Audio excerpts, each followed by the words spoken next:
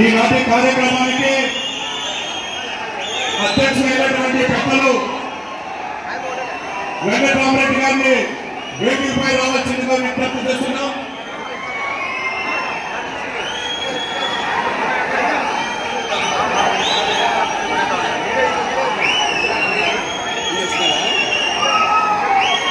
అదేవిధంగా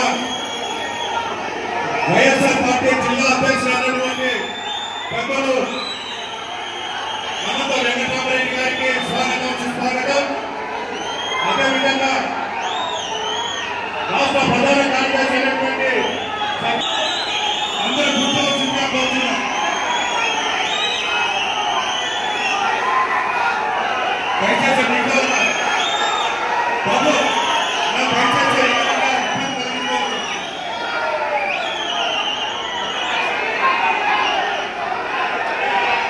అందరినీ సత్యంగా ఉండాల్సిన కోరుతున్నాం. అదేవిధంగా రాష్ట్ర ప్రధాన కార్యదర్శి అయినటువంటి పెద్దలు వేపల్లి సతీష్ రెడ్డి గారిని కోరుతున్నాం. అదేవిధంగా వైఎస్ఆర్ పార్టీ జిల్లా అధ్యక్షులు అనంత వెంకటరామరెడ్డి గారిని కోరుతున్నాం. అదేవిధంగా జిల్లా ఉపాధ్యక్షులు చేసిన తప్పులు అనేది కూడా సవరించుకొని ఇటీవల మాత్రము పొలిటికల్ గవర్నెన్స్ అంటే మీరు అందరూ అనుకుంటున్నారే కార్యకర్తలు చెప్పింది అంటే ప్రజలు ఏమనుకుంటున్నారు, కార్యకర్తలు చెప్పింది కూడా ఆ పరిపాలనిస్తామని చెప్పేసి ఇప్పుడే కాదు 3 నెలలు 4 నెలల కిందటనే బహిరంగంగా మన అందరి ముందు కూడా మన నాయకులు ప్రకటించిన విషయాన్ని మీకు మరొక మారు మన్నం చేసుకోవాలని చెప్పి మనం చేస్తున్నాం. ఓ దిక్కు అదంతా కూడా సర్దిద్దుకుంటూనే పార్టీని క్షేత్రస్థాయి నుంచి బలోపేతం చేయాలి. మనం కేవలం అధికారం కోసం కాదు జగన్మోహన్ గారు ముఖ్యమంత్రి కావాల్సింది, లేకపోతే వైఎస్ఆర్ కాంగ్రెస్ పార్టీ అధికారంలోకి కాదు. జగన్మోహన్ గారు కానీ వైఎస్ఆర్ కాంగ్రెస్ పార్టీ కార్యకర్తలుగా మనంతా కూడా మనతో పాటు ఈ రాష్ట్రం అభివృద్ధి కాదు, మనతో పాటు పేదవాడు ముఖ్యంగా హరిజనులు గిరిజనులు బడుగు బలహీన మైనార్టీ వర్గాలు కూడా సమానంగా కూడా ఆర్థికంగా కూడా ముందుకు పోవాలి. డబ్బున్నవాడు మాత్రమే డాక్టర్ కోర్సు చదవాలి, ఇవే కదా అందరూ కావాలి. ఈ రోజు ప్రజలు ప్రతిపక్ష పార్టీ 40% ఓట్లేసినా 41% ఓట్లేసినా మీకు మాత్రం 11 సీట్లే అయినా కూడా మీరు ప్రతిపక్ష పాత్ర పోషించమని ప్రజలు అడిగారు. కాబట్టి ఈ రోజు మనం ప్రతిపక్షంలో ఉన్న ప్రజల పక్షమే వహిస్తే ముందుకు పోవాలని చెప్పేసి ఈ రోజు మనం అధికారంలో లేకపోయినా కూడా 5-6 నెలల ఎన్నికలు అయిపోయింది. 5 నెలల నుంచి కూడా అనేకమైన కార్యక్రమాలు చేశారు. రైతాంగ సమస్యల పైన ఈ ప్రభుత్వం పడుచోబట్టి రైతులను నాశనం చేస్తుంటే, రైతులను దెబ్బతీస్తుంటే ఆ సమస్యలు విని రైతుకు గిట్టుబాటు దగ్గర నుంచి ప్రతి ఒక్కటి కూడా చేయాలని చెప్పేసి మనం అందరం కూడా రోడ్లపైకి వచ్చాము. ఓడిపోయిన వారంలో మనం ఎప్పుడు కుంగిపోలేదు, మనం అవస్థపడుతూనే రావడం జరిగింది. అలాగే ఆ రోజు రాజశేఖర రెడ్డి గారు కానీ జగన్మోహన్ రెడ్డి గారు కానీ మన పేద పిల్లల యొక్క చదువుల కోసం అనేది కూడా ఉన్నత చదువులు చదువుతుంటే ఈ రోజు అమెరికాలో కానీ విదేశాల్లో కానీ పెద్ద పెద్ద చదువులు చదువుకొని ఇతర రాష్ట్రాల్లో కూడా ఉండే కారణం అంటే ఫీజు రీయింబర్స్మెంట్ వల్ల, ఉన్నతమైన చదువులు చదువుతాడు వల్ల పెద్ద పెద్ద కాలేజీల్లో 3 లక్షలు 4 లక్షలు డొనేషన్ కట్టడానికి సీట్లు అనేకల్లా కూడా ప్రభుత్వం ద్వారా కూడా ఫీజు రీయింబర్స్మెంట్ ద్వారా వస్తుంటే అవి ప్రభుత్వం బకాయిలు పెడితే వెంటనే చెల్లించాలని చెప్పేసి మనమంతా కూడా రోడ్లపైకి పోయాం. అది నీ కోసం కాదు, నా కోసం కాదు, ప్రజల కోసం కూడా. అలాగే ఈ రోజు కూడా కరెంటు ఛార్జీలు పెంచితే మనం వెన్ను విడుస్తా అంటే మనం అనేది కూడా బయటికి వచ్చేసాం. ఓటమి భారాన్ని తట్టుకొని కూడా బయటకు వచ్చేసాం. ప్రతి కార్యకర్త కూడా ముందుకు రావడం జరిగింది. అలాగే ఇవన్నీ కూడా హామీలుగా నిర్మించి అనేక రకాల మోసం చేస్తూ ఉంటే వెన్నుపోటు పొట్టేసి సహజ విద్యార్థి. ఎందుకంటే చంద్రబాబు నాయుడు గురించి నేను చెప్పాల్సిన పని లేదు. ఎన్టీ రామారావు చనిపోయిన తర్వాత ఒక అనేది కూడా ఏదో టెక్నికల్ గా వస్తే అది ఉంచి చంద్రబాబు నాయుడిని లోకేష్ అప్పుడు చనిపోయినప్పుడు 20 ఏళ్ళలో ఉండే పిల్లల్ని కూడా ఎలా పొగిడించారో తెలుసు. అవన్నీ చెప్పి మోసం చేస్తుంటే ప్రజలకు వెన్నుపోటు ఇస్తా అంటే వెన్నుపోటు తినమని చెప్పేసి పెద్ద ఎత్తున ర్యాలీలు నుంచి ప్రజల యొక్క అభిప్రాయాలు ప్రభుత్వాన్ని తెలిసేటట్టు చేసాం. మీరందరూ అనుకుంటూ ఉంటారు ఈ రోజు అమ్మఒడి ఈడో చెప్పుకోవడానికి జగన్మోహన్ రెడ్డి గారు చెప్తే మేమంతా కూడా రోడ్లపైకి వచ్చేసాం. రోడ్లపైకి వచ్చేదే కాకుండా కష్టపడి రోడ్లపైకి వస్తే ఈరోజు చంద్రబాబు నాయుడు గారు అనేది కూడా వెంటనే కూడా ఇవ్వడము ఇచ్చింది అని చెప్పేసి కొంతమంది కార్యకర్తలు నాతో కూడా చెప్పారు, బాధపడ్డారు. ఎవరు బాధపడదండి, మనం ప్రజాపక్షం. ఈ రోజు చంద్రబాబు నాయుడు గారు తిరిగి వచ్చి ఈ కూడా కూడా తల్లికి వందనం పేరుట 13,000 కూడా ఈ రోజు మనకు ఖాతాలో పడిందంటే, అరకొరగా పడిందంటే అది మన పోరాటం జగన్మోహన్ గారి వల్ల వచ్చింది తప్ప తెలుగుదేశం వల్ల కావాలని ఈ నగర సత్యాన్ని జనానికి చెప్పాల్సిన అవసరం బాధ్యత ఎవరిపైన ఉంది ఆలోచించమని చెప్పి నేను అడుగుతా ఉన్నాను. కార్యకర్తల పైన కదా, మనమే కదా తీసుకుపోయింది ఈ పార్టీని. కేవలం జై జై అన్నంత మాత్రాన, డౌన్ డౌన్ అన్నంత మాత్రాన మళ్ళీ కూడా మన జగన్మోహన్ గారు ముఖ్యమంత్రి అవుతారా, ఇతను దిగిపోతాడా? ఇవన్నీ కూడా తీసుకోవాలి. ఈ రోజు తల్లికి వందనం వచ్చిందని ఎవరు భయపడదండి, మా వల్ల వచ్చింది, జగన్మోహన్ రెడ్డి వల్ల వచ్చింది, మేము స్ట్రైక్ చేసింది వల్ల వచ్చింది అని చెప్పి అడుగుతున్నాం. ఇప్పటికి కూడా లేదు. ఈ రోజు పెద్ద కార్యక్రమం కూడా ఈ రోజు ఇవ్వడం జరిగింది. మన సతీష్ గారికి కూడా విధిస్తారు, ఎందుకంటే సైజనాథ్ గారికి కూడా చెప్పడం జరిగింది. ఆ కార్యక్రమం ఎందుకు చేయాలంటే రైతాంగం ఉన్నాం. ఒక సంవత్సరం అంటే ఒక సంవత్సరం పాటు కూడా మనం 5 సంవత్సరాల్లో 2,50,000 ఇస్తే అతను ఏదైతే హామీలు ఇచ్చాడో సూపర్ 6 143 హామీలు ఇవన్నీ కూడా ఇచ్చి ఉండింటే సూపర్ 6 అమలు పడుతుంటే ఒక సంవత్సరంలోనే 81,000 కోట్ల రూపాయలు ఈ రాష్ట్ర ప్రజానీకానికి కూడా బాకీ ఉన్నాడు. తెలుగుదేశం పార్టీకి ఓటేసే వారికి కూడా బాకీ ఉన్నాడు. వారు అడగలేరు పాపం తెలుగుదేశం పార్టీ వారి తరఫున కూడా కొంతయి గట్టిగా కూడా ఈ రోజు అలిసి నినదించి చంద్రబాబు నాయుడు గారి యొక్క మెడలు వంచి ఈ ప్రభుత్వం మెడలు వంచేలా కానీ రైతాంగాలను కూడా మేము వచ్చే నెల లోపల ఇప్పించడానికి, అలాగే మిగతావన్నీ కూడా ఆ అన్ని హామీలను కూడా అమలు పరచడానికి మాటలు చెప్పడం కాదు. ఎందుకంటే ఇతనికి అలవాటు చంద్రబాబు నాయుడికి హామీలు ఇవ్వడం, గద్దె పైన ఎక్కడం, గద్దె ఎక్కిన తర్వాత అందరినీ మోసం చేయడం, మాయ మాటలు చెప్పడం, ఇతరులను కలుపుకోవడం, కాలు తీరుతూ పట్టుకొని పవన్ కళ్యాణ్ ఒకతూరి కమ్యూనిస్ట్ పార్టీని, ఒకతూరి భారతీయ జనతా పార్టీని, జనసేన కలుపుకోవడం, అంతేకాదు దానిపైన ఎక్కి రావడం చేయడం అలవాటు. కానీ మనం అలా పాత్ర పోషించకూడదు. గట్టిగా చెప్పి నిలదించి అవి కూడా ఇప్పిస్తారు. ఈ పరిస్థితుల్లో మనం సంవత్సరం నుంచి కూడా పోరాడుతున్నాం. పోరాటంటే సాయాన్ని గారు చెప్పారు. ఏం చేశారు వాళ్ళు? ఈ తెలుగుదేశం పార్టీ వాళ్ళు భయపడేయాలని చూశారు. తప్పుడు కేసులు పెడుతున్నారు. మన నాయకుడు జగన్మోహన్ రెడ్డి గారి దగ్గర నుంచి గ్రామాల్లో ఉండే ఒక కార్యకర్త వరకు కూడా చిన్నది కూడా న్యాయమైనది కూడా ప్రశ్నిస్తే చాలు తప్పుడు కేసులు పెడుతున్నారు.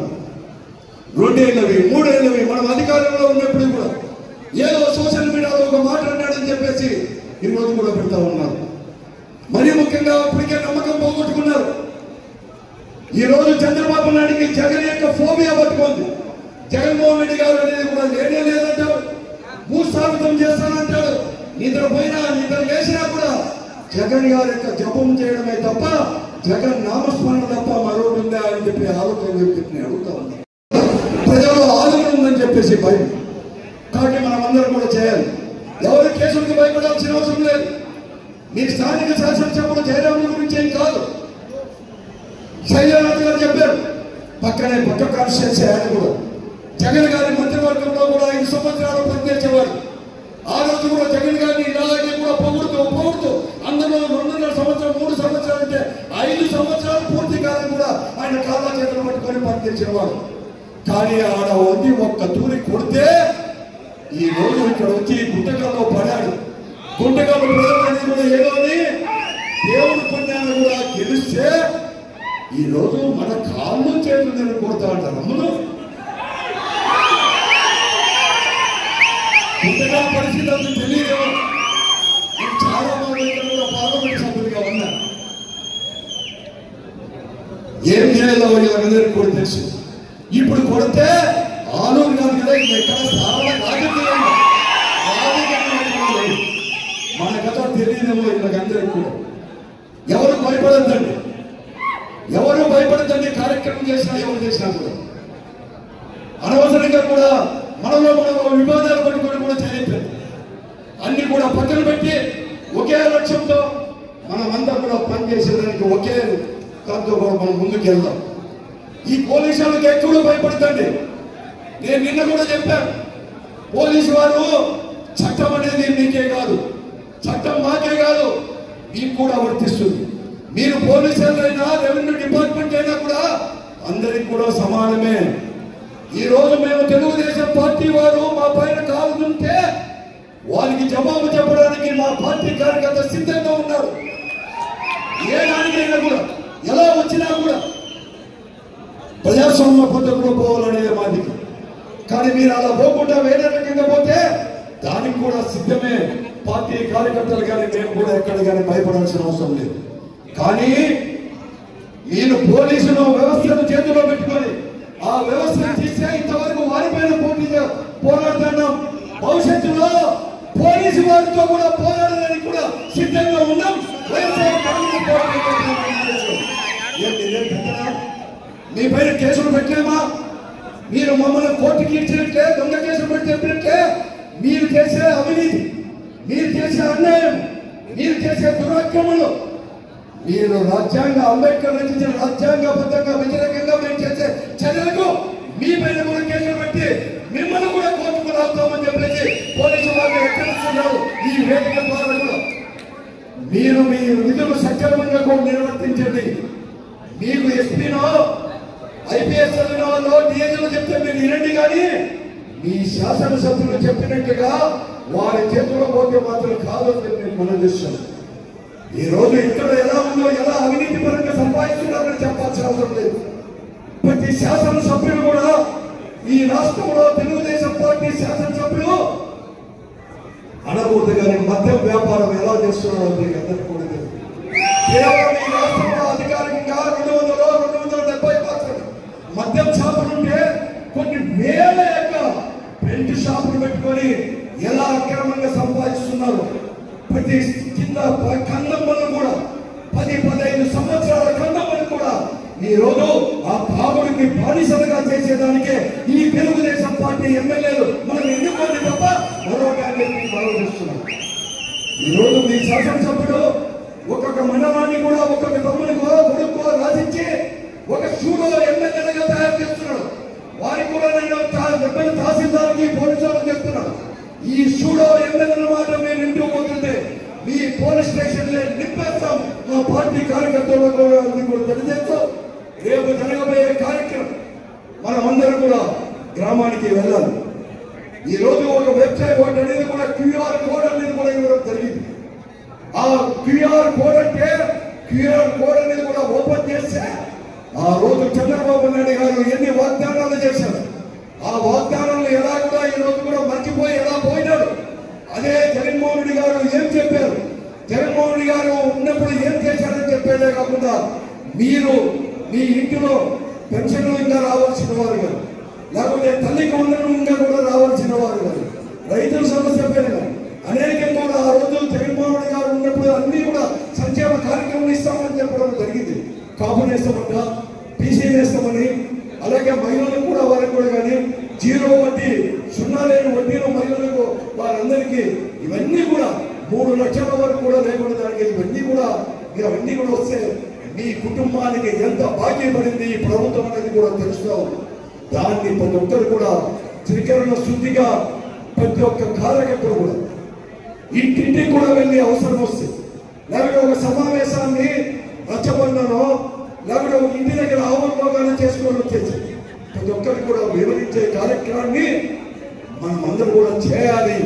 మీరే కాదు, మీతో పాటు మేమందరూ కూడా వేదిక మీద ఉన్నాం, అందరూ కూడా మీతో కలిసి కూడా ఈ కార్యక్రమాన్ని కూడా చేస్తాం. దానికి సంసిద్ధులు కాండి. తర్వాత మన ముఖ్యమంత్రిగా జగన్మోహన్ ప్రజలకు వచ్చిన వాగ్దానాలు ప్రజలకు, అలాగే కార్యకర్తే మా రాజు అని చెప్పేటట్టు కూడా చేసే బాధ్యత మాది. లేకుంటే అప్పుడు మనకు కావాలంటే మమ్మల్ని కావాలంటే నిలయండి, అప్పుడు కావాలంటే మనం జగన్మోహన్ గారిని అడుగుతాం. కానీ మనం అందరూ కూడా కార్మానుకులై ఈరోజు ఎందుకంటే మనం చెప్పాల్సిన అవసరం లేదు, ఎన్ని అవస్థలు పడుతున్నామో ఒక కార్యకర్త అనిపించుకోవడానికి. మనం అటు పోలేం. కాబట్టి అన్ని దాని కంటే పోరాటమే అనేది కూడా చాలా ముఖ్యం. దానికి సిద్ధం కండి అని చెప్పడానికి ఈరోజు కూడా చెప్తా ఉన్నాం. చాలా సూచనలు చేశారు. రామాంజనేయులు చేశారు, అలాగే బాబు చేశారు, వెంకటరామరెడ్డి గారు కూడా చాలా విషయాలు కూడా చెప్పడం జరిగింది. మాకు కూడా అలా ప్రత్యేకంగా చెప్పడం, మీరు చెప్పిన సూచనలు చాలా విలువైనవి. ఈ ఒక గుంటకల్ నియోజకవర్గంలోనే కాదు, ఒక జిల్లా అధ్యక్షుడు చెప్తాను, ఈ జిల్లాలోనే కాదు, పై వారికి కూడా సతీష్ రెడ్డి గారు అందరూ కూడా ఉన్నారు, శైలనాథ్ గారు ఉన్నారు, నర్సిగడ్ పై వారికి కూడా చెప్పి ప్రతి నియోజకవర్గంలో కూడా ఈ విలువైన సూచనలు కూడా తీసుకొని పార్టీని చేస్తస్థాయి నుంచి కూడా బలోపేతం చేయడానికి ఈ 4 సంవత్సరాలు కూడా మనం కష్టపడాలని చెప్పి మనం చేస్తూ, ఎప్పుడు ఎక్కడైనా కానీ ఇక్కడ ఉండే నాయకులు, మీ కన్వీనర్ వెంకటరామతో సహా మిగతా నాయకులు అందరూ కూడా మీకు అందుబాటులో ఉంటారు. లేకపోయినా కూడా ఎప్పుడు మళ్ళా కూడా తెలుసు, నా ఫోన్ నెంబర్ తెలుసు, ఎప్పుడు 24 hours ఎప్పుడైనా చేయండి, అందరూ కూడా ఉంటాము, ఏమీ భయపడద్దండి అని చెప్పేసి తెలియజేస్తూ మనం అందరూ కూడా కలిసి కనుక ముందుకు పోదాం. వాళ్ళు వీళ్ళు అనేది కాదు, వైఎస్ఆర్ కాంగ్రెస్ పార్టీకి అలాగే జగన్మోహన్ రెడ్డి గారు తప్ప మరొకటి కాదని చెప్పేసి దానికి సంసిద్ధండి. గుంటకల్ నియోజకవర్గంలో ఏ పార్టీ గెలిస్తే ఆ పార్టీ అధికారంలోకి వస్తుంది. దాన్ని గుర్తుపెట్టుకోండి. కేవలం కాదు, ఏదో గెలిస్తే ఎవరో ఒకటి గెలిచిన వాడైతామో ఈడైతామని కాదు.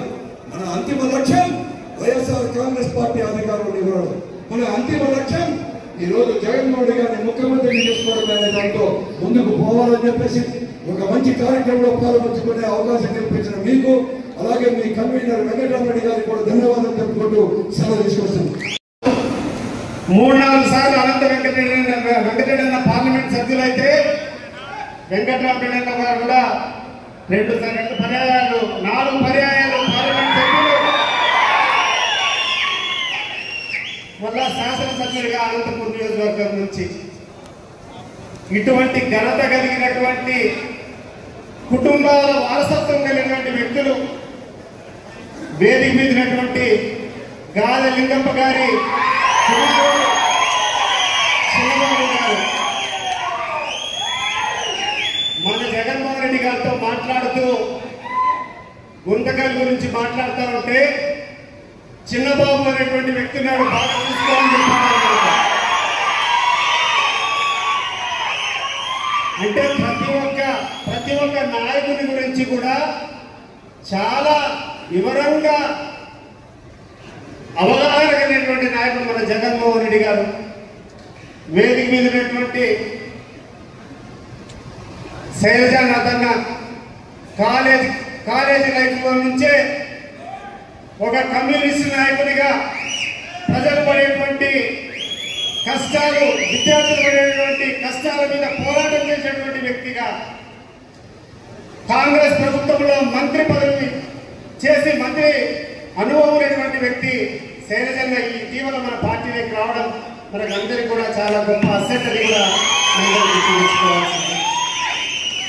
అదే రకంగా మన నరేష్ అన్న మదనపల్లె స్థానికంగా మున్సిపల్ చైర్మన్ గా గెలిచి ఎమ్మెల్సీగా గెలిచినటువంటి వ్యక్తి. అదే రకంగా మీరందరూ కూడా వినింటారు, రాయలసీమలో ఒక గొప్ప నాయకుడు పొద్దుటూరు రమణారెడ్డి, ఎంవి రమణారెడ్డి గారని, ఎంవి రమణారెడ్డి గారి అల్లుడు శ్రీ నరేష్ రెడ్డి గారు.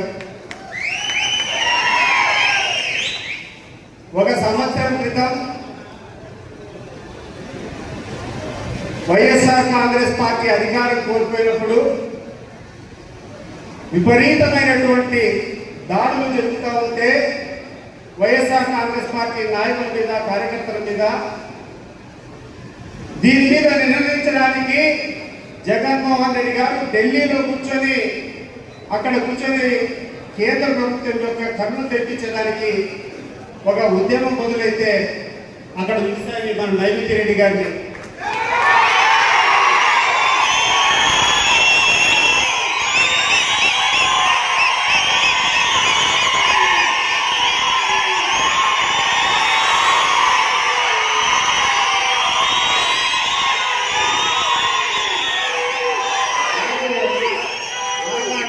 లేదు కానీ నాకు శివరామరెడ్డి అన్న కొడుకు భీమరెడ్డి బాగా పరిచయం.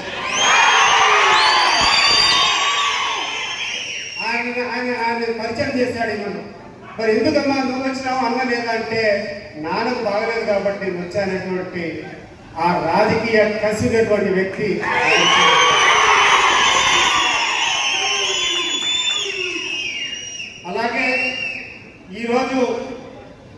జగిత్యాల నియోజకవర్గంలో ఉన్నటువంటి 3 మండలాల నుంచి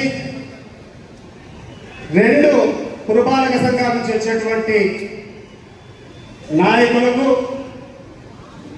ఎంపీపీలకు, జెడ్పీటీసీలకు, ఎంపీటీసీలకు, సర్పంచులకు, అదే రకంగా ఈ ప్రాణానికి వెన్నెముకలైనటువంటి వైఎస్ఆర్సీపీ కార్యకర్తలందరూ కూడా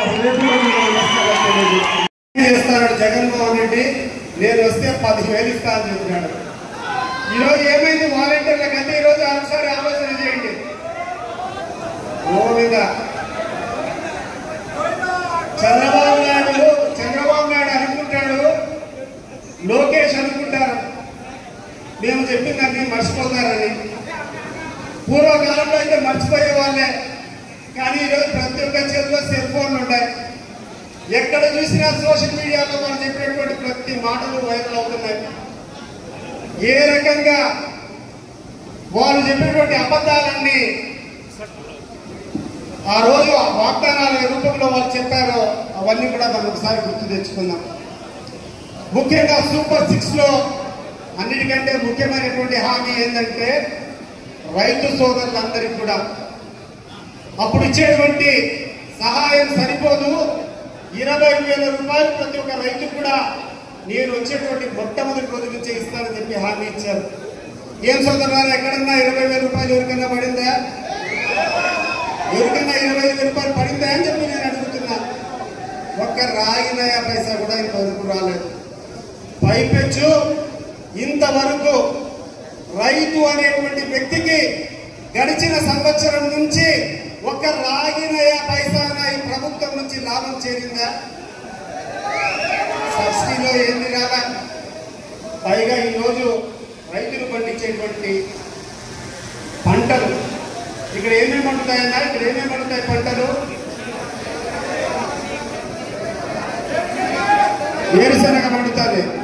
వేరుశనగ ఇంతకుముందు ఎంత ఉందన్నా ధర? ఇప్పుడు ఎంత ఉందన్నా? ఇది ఏ ఊరికి పైన ఏ పంట గురించి అడిగినా మామిడికాయల రైతులు ఉసురు కొట్టుకుంటాడు. మామిడికాయలు అమ్మాలంటే డబ్బులు రావడం లేదు.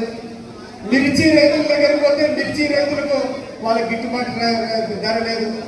పత్తి రైతుల దగ్గరికి పోతే పత్తి రైతులకు వాళ్ళ యొక్క పరిస్థితులు చాలా దీనంగా ఉంటాయి.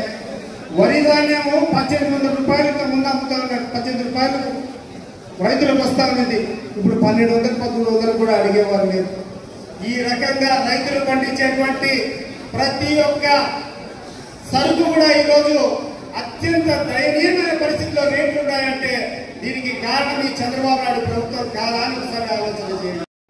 ఈరోజు ఆ బాండ్ల పరిస్థితి ఏమైందని చెప్పి నేను అడుగుతున్నాను. చంద్రబాబు నాయుడు గారి కొడుకు ఇంకా 2 మెట్టుకలు ఎక్కువ ఎక్కినాడు, ఇంకా 2 ఆకులు ఎక్కువ చదివినాడు. ఆయన కూర్చొని ఈ యొక్క హామీలు అమలు చేయకుంటే మా కాలం పట్టుకొని అడగండి అన్నాడు. లోకేష్ గారు మీరు ఎప్పుడు వస్తారా అని చెప్పి ఎదురు చూస్తున్నారు. ఈరోజు పల్లెల్లో ఉన్నటువంటి మా అక్క చెల్లెలు, గ్రామాల్లో పొలాల్లో సేద్యం చేసినటువంటి రైతులు, వృద్ధాప్యంలో ఇబ్బంది పడుతున్నటువంటి వృద్ధులు అందరూ కూడా ఎదురు చూస్తున్నారు. నువ్వు ఎప్పుడెప్పుడు వస్తావా, నీ కాలం పట్టుకోవాలా అని చెప్పి. ఇంత దారుణమైనటువంటి పరిస్థితి ఉంటే చంద్రబాబు నాయుడు ఇటీవల మీరు చూసారా? ఏదో మాట్లాడతా సూపర్ 6 అన్ని అమలైనాయంట. ఏమన్నా అమలైనాయా మీరు చెప్పండి? సూపర్ 6లో అయినా అమలైనాయా? కాదా? ఇది ప్రతి ఒక్కరికి తెలుసు. కానీ చంద్రబాబు నాయుడు ఏమన్నాడంటే సూపర్ 6 అనేది ఎవరైనా అడిగితే నాలుక అని కంట్రోల్ చేసుకున్నాడు. నాలుక అని కంట్రోల్ చేసుకొని నాలుక మందం ఉన్నట్లు అన్నాడు. తెలుగులో ఎక్కడైనా నాలుక మందం ఉన్నటువంటి పదం ఎక్కడైనా ఉందని అర్థం ఉందా? మీకేమైనా తెలుసా? ఏదన్నా ఆయన అనాలనుకునేటువంటి మాట ఒకటే ఒకటి. సూపర్ 6 గురించి ఎవరైనా అడిగితే నాలుక కత్తరిస్తా అని చెప్పాలనుకున్నాడు. ఆ రోజేమో కాలర్ పట్టుకోమన్నావు, ఈ రోజేమో నాలుక కత్తరిస్తారంటే చంద్రబాబు నాయుడు. ప్రజలంటే ఏమైనా అంత ఆశామర్షిగా ఉన్నారా? గుర్తు పెట్టుకో. ఈ రోజు నువ్వు పోలీసులు పెట్టుకొని రాజ్యాన్ని నడుపుతామనుకుంటున్నావేమో. కొన్ని రోజులు ఓర్పు ఉండొచ్చు. 4 రోజులు ఎందుకులే అని చెప్పి సహనంతో అందరూ పాటించవచ్చు. కానీ రాబోయే కాలంలో ప్రజల యొక్క ఆగ్రహాన్ని తెలుస్తుంది.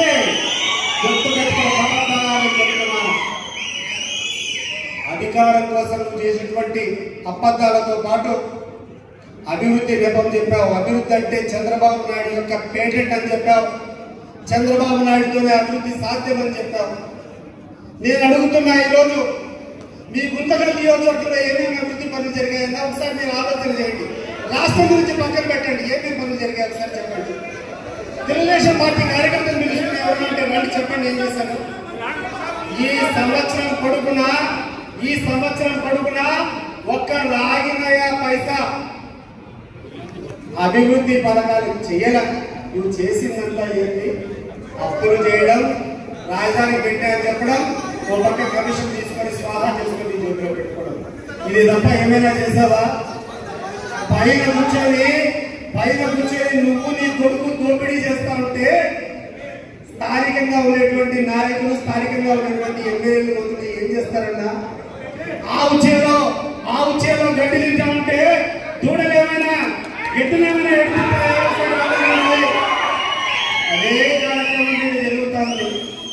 అదే కార్యక్రమం మీద జరుగుతా ఉంది.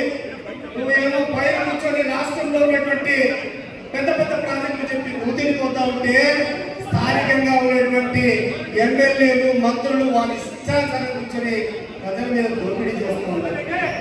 ఇంకా కార్యకర్తల విషయానికి వస్తే వాళ్ళకి ఏం కావాలంటే ఇసుక వాళ్ళు దోపిడీ చేస్తారు. ఏ ఊర్లో కావాలంటే ఆ ఊర్లో, ఏ ఇంట్లో కావాలంటే ఆ ఇంట్లో పెన్షన్ పెట్టేటువంటి పరిస్థితి ఉందా సోదరులారా?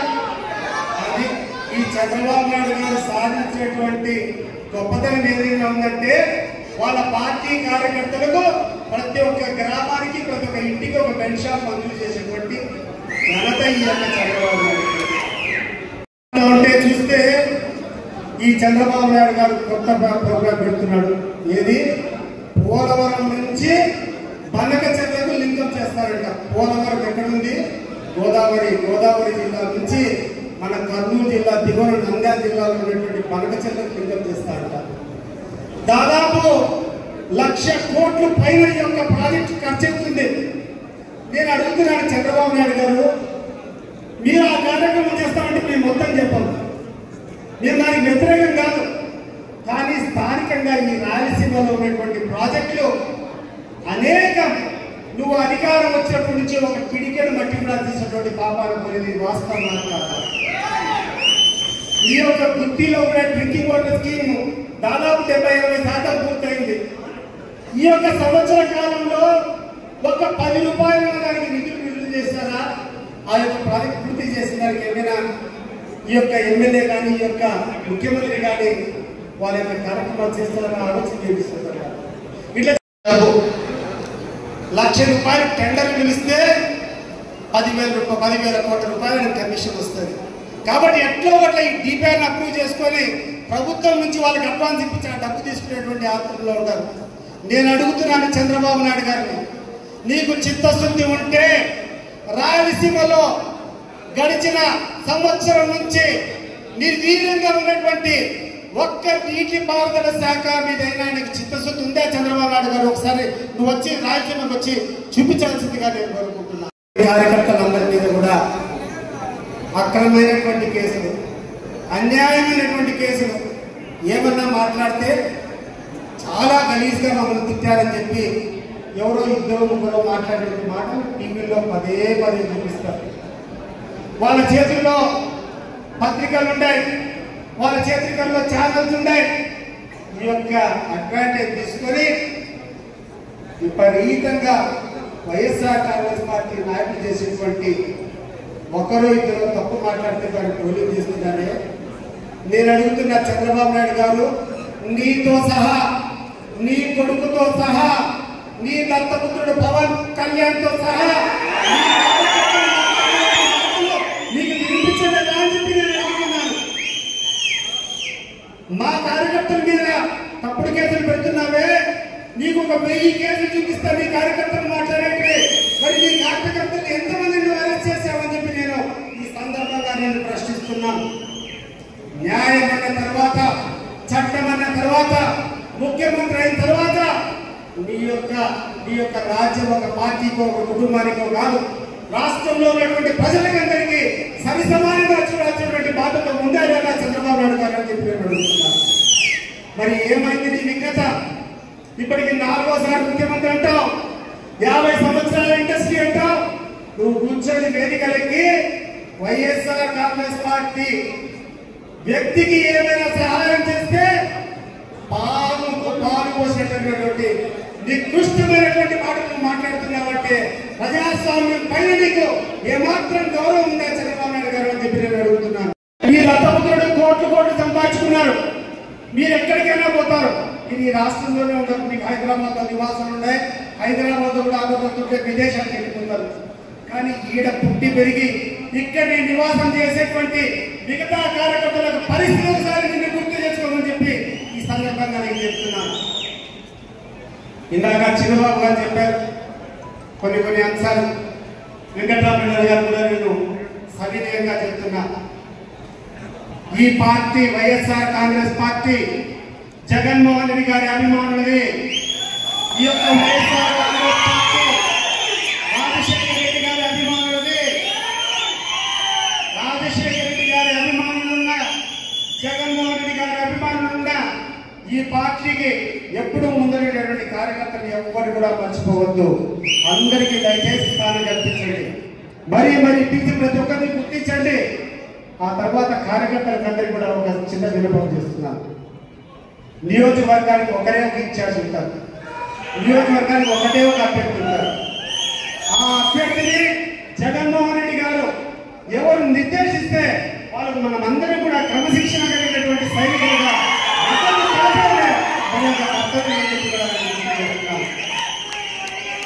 కార్యకర్తలు లేని పార్టీ లేదు. ఇప్పుడిప్పుడే మొదలు పెడుతున్నాం. మంచి కమిటీలు వేయండి. ఇక్కడటువంటి ఇన్ఛార్జీలకు, జిల్లా అధ్యక్షులందరికీ కూడా విజ్ఞప్తి చేస్తున్నారు. దయచేసి ఇంకా ఎక్కడెక్కడైనా కరెక్షన్ జరగాల్సి వస్తే, ఇంకా ఎక్కడైనా వినతులు వచ్చి ఎవరైనా ముఖ్యమైనటువంటి కార్యకర్తలకు ఇంకా స్థానం కల్పించినట్లయితే దయచేసి వాళ్ళందరినీ కూడా పార్టీ ఫోల్డ్కి తీసుకొస్తామల్సిందిగా కోరుకుంటూ, అన్నిటికంటే ముఖ్యమైనటువంటి విషయం మన చిన్నబాబు చెప్పినటువంటిది, ఎవరైనా నిర్లక్ష్యానికి గురయ్యారు, ఎవరి గురించైనా జగన్మోహన్ రెడ్డి సరిగ్గా పట్టించుకోలేదంటే ప్రజలకందరికీ న్యాయం చేయాలనే విషయంలో మన వైఎస్ఆర్ కాంగ్రెస్ పార్టీ నాయకులకి ఒక రకంగా పెద్దగా చేయలేదు. కానీ గుర్తు పెట్టుకోండి, జగన్ 2.0 వస్తుంది.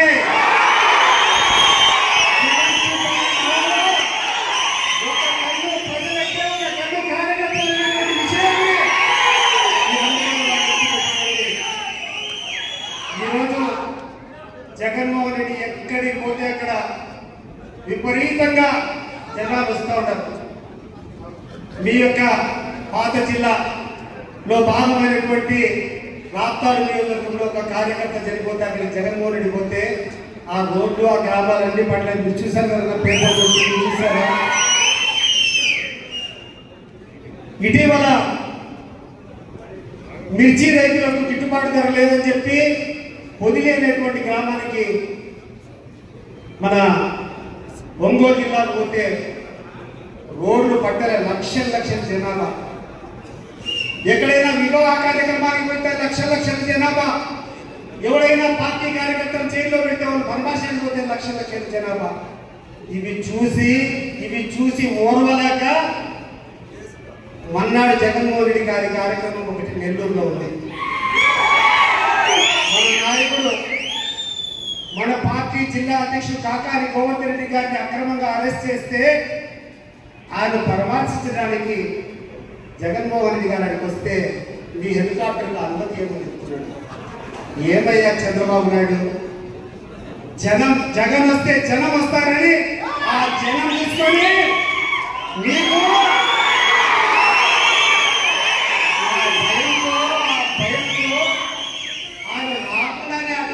ప్రయత్నం చేస్తున్నావే, మీతో కాదు చంద్రబాబు నాయుడు గారు, మీతో కాదు.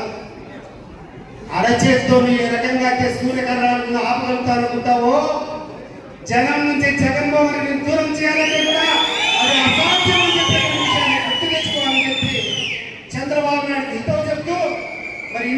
భవిష్యత్తు దగ్గర మీ ఎమ్మెల్యే అయితే నామినేషన్ వేసుకొని చేస్తారట. ఏదో టైం బాగుండి నువ్వు నామినేషన్ వేస్తావు ఇక్కడ. టైం కలిసి వచ్చి అప్పుడు కలిసి వస్తే టైం కలిసి వస్తుంది. వెంకటరామరెడ్డి గారి నాయకత్వాన, జగన్మోహన్ రెడ్డి గారి నాయకత్వాన గుంతకల్లో ఉన్న ఈ నియోజకవర్గంలో ఉన్న వైఎస్ఆర్సీపీ కార్యకర్త ఎవరికి భయపడిన ఎంత లాభమైనా కానీ పక్కి పెట్టే శక్తి ఈ రోజున వైఎస్ఆర్సీపీ కాంగ్రెస్ పార్టీకి జగన్మోహన్ నాయకత్వం ఉంది. చెప్తా ఉన్నాం సవాల్ పోలీసుని పక్కన పెట్టుకొని పోలీసులు ఇంట్లో పెట్టుకొని ఎవరైనా చేస్తారు నా పక్కన పెట్టినా మాట్లాడతాం.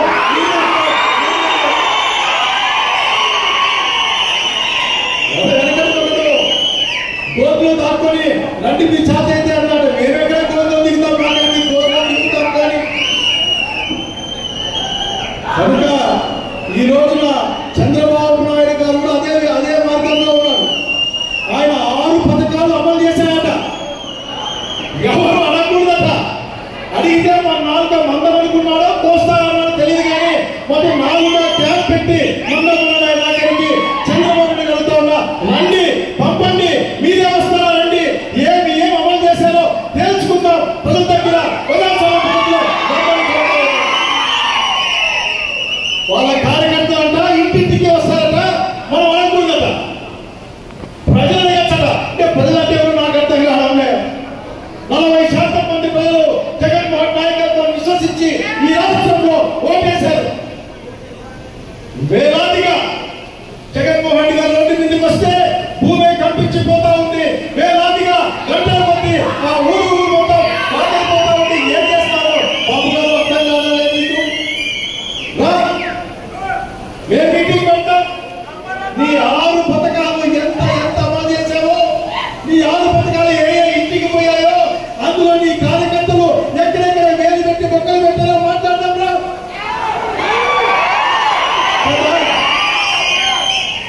చంద్రబాబు నాయుడు గారు అనుకుంటే అడుగు రెడ్డు రాజ్యాంగం అని ఎవరు భయపడతారు ఇక్కడ? ఏమైంది అందులో ఏమైనా మంత్రాల బుక్క ఆ బుక్ ఓపెన్ చేస్తే ఏమైనా పిశాచాలు బయటకు వస్తాయా? మా దగ్గర చాలా భూత వైద్యులు ఉన్నారు. ఇబ్బంది ఏం లేదు. మంత్రాలకు భయపడే సమస్య లేదు. ఆయన చెప్తాడు కానీ కాలు దిగిందంట ఆ బుక్ చూస్తే. ఇంకొక ఆయన వచ్చంలో బాత్రూమ్ లో జారి పడ్డాడట. ఏం పడలేదా నీకు? ఆయన వచ్చేటప్పుడు ఈయన బాత్రూమ్ లో చెప్పుకోవడం తప్ప ఇది మీ పరిపాలన కూటమి నేతలారా. రండి ధైర్యం ఉంటే మీరు వస్తాం గ్రామానికి, మేము వస్తాం గ్రామానికి, కూర్చుంటాం. నువ్వెంత చేసావో మేమేం చేసామో తెలుసుకుంటాం. అబద్ధం చెప్పకుండా, ఒక్కరోజు నిజం చెప్పకుండా అనేకమైన తప్పుడు వాగ్దానాలు, అబద్ధపు వాగ్దానాలు ఇచ్చి మోసపూరితమైన విధానంలో ఒక్కరి మీదకి గుంపు కట్టి వచ్చి యుద్ధం చేసిన గెలుపులో గెలిచేలా నా సవాల్ మేము చేస్తాం. ఏం చేస్తామో తెలుస్తామని గుంపు వేసుకుని వచ్చి 25 లక్షల ఓట్లకి లెక్కే లేదు. 40 లక్షలు అంటా ఉన్నారు. ఆ ఓటింగ్ మిషన్ లో ఆ ఓట్ల లెక్క కూడా తేలుతున్నా చంద్రబాబు నాయుడు ఎక్కడికి పోతే చూద్దామని తెలియజేస్తా ఉన్నాం. కనుక మాటలతో నేను కూటమి ప్రభుత్వానికి చెప్తా ఉన్నా, మాటలతో మీరేం చేశారో చెప్పండి, మేమేం చేశామో చెప్తాం. మీ నాయకుడిపై ఎంత నమ్మకం ఉందో మీరు చెప్పండి. మా నాయకుల కోసం ప్రాణాలు ఇచ్చే ఆ నమ్మకాన్ని రాజశేఖర్ రెడ్డి వారసత్వం ఇక్కడ.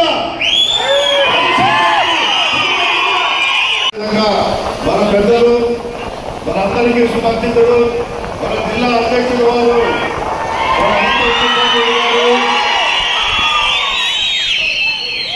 మరి అదేవిధంగా సుపరిచితుడు మన శైలేంద్రనాథ్ అన్న గారు, డాక్టర్ సాబ్ గారు కూడా తెలిసిన వెంటనే రావడం చాలా సంతోషకరమైన విషయం. జరుపుకుంటా ఉన్నామనేది మరి చంద్రబాబు నాయుడు గారు ఇచ్చిన హామీలన్నీ గాలి వదిలేసి అధికారం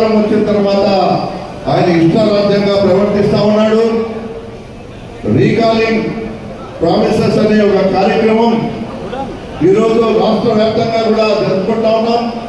అదేవిధంగా నియోజకవర్గ స్థాయిలో మనం కూడా మరి ఈ కార్యక్రమాన్ని జరుపుకునేందుకు ఈరోజు ఈ వేదిక మీద మనమందరం కూడా సమావేశం కావడం అనేది మనమందరం కూడా గుర్తు పెట్టుకోవాలి. అందరికీ తెలిసిన విషయమే, చంద్రబాబు నాయుడు గారు ఎప్పుడు నిజం చెప్పుడు, అబద్ధాలు మాత్రమే చెప్తాడనేది తెలిసినా కూడా ఎవరు ఆశ కోసమో ఆయన ఇచ్చిన హామీలు ఏదో మొదటిసారి చేయలేదని ఈసారి చేయడని అనుకోకుండా చేస్తాడేమో ఒక నమ్మకంతో మరి ఈ రకం ఆయన్ని అధికారంలో కూర్చోబెట్టడం మనం అందరం కూడా చూసాం. అది కాక చాలా పెద్ద మెజారిటీతో ఆయన గెలిపించడం కూడా చూస్తాం. ఈ కూటమి ప్రభుత్వం ఏర్పడినప్పటి నుంచి కూడా ఇంతవరకు కూడా ఎప్పుడు ఇచ్చిన మాట నిలబెట్టుకునే శక్తి లేని వ్యక్తి చంద్రబాబు నాయుడు గారు, ఆయన కూటమి సభ్యులు. ఆ రోజు ప్రగల్భాలు పలికినారు, ఇష్టారాజ్యంగా హామీలు ఇచ్చినారు. 143 హామీలు ఇవ్వడం జరిగింది. ఇప్పుడు ఆ హామీలు నెరవేర్చే దిశగా మేము చేస్తాము, ఇంకా 4 సంవత్సరాల టైం ఉంది, ఖచ్చితంగా చేస్తాము అని మరోసారి మాయమాటలు చెప్పి మన ప్రియతమ నేత జగన్మోహన్ రెడ్డి గారు మొన్న ఈ మధ్య కాలంలో మనము పార్టీ అధికారం కోల్పోయినప్పటికీ 2వ నెల నుంచే మనము మన పోరాటానికి శ్రీకారం చుట్టడం జరిగింది. విద్యా దీవెన, వసతి దీవెన, ఫీజు రియంబర్స్మెంట్ ఇటువంటి కార్యక్రమాలపైన, రైతుల కార్యక్రమాలపైన ఎన్నో రకాలుగా మనము మరి పోరాటాలు సాగించినాం. మొన్న 1 సంవత్సరం నిండిన తర్వాత 1 సంవత్సరం అయింది, మరి ఇంతవరకు మీరు ఇచ్చిన హామీలు నిలుపుకోలేదు. ఆ చేస్తున్న ఆ సిలిండర్లు లేకపోతే తల్లికి వందనము ఇటువంటి కార్యక్రమాలు కూడా కేవలం జగన్మోహన్ రెడ్డి గారు ఇచ్చిన ఆదేశాల మేరకు మన వైఎస్ఆర్ కాంగ్రెస్ పార్టీ నాయకులు, కార్యకర్తలు పోరాటాలు సాగించిన తర్వాత వెన్నుపోటు దినం అనే కార్యక్రమాన్ని మనం అందరం కూడా జరుపుకున్నాం. ఆ రోజు కూడా మన గుంతకల్ నియోజకవర్గంలో వేలాదిగా తరలి వచ్చి మరి ఎంతో పెద్ద ఎత్తున ఆ పోరాటాన్ని మనము ముందుకు తీసుకోగలిగాం.